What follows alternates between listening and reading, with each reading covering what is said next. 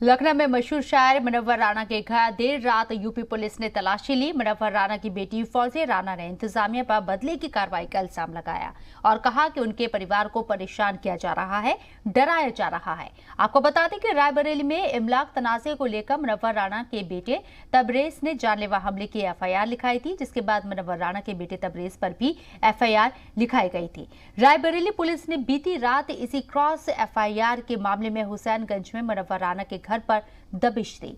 उधर मुनव्वर राना का इल्जाम है कि रायबरेली पुलिस आधी रात में बिना किसी सर्च वारंट के उनके घर में घुसी, उनकी बेटी का मोबाइल ले गई और बदसलूकी की गई।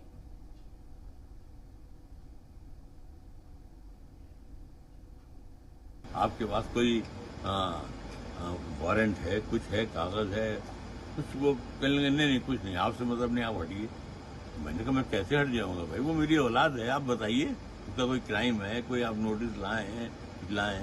कुछ नहीं, कोई नहीं। सफेद गुंडागर्दी पूरे घर में, इधर उधर पूरा रास्ते रोक दिए, ना मीडिया को आने दिया, ना वकीलों को आने दिया।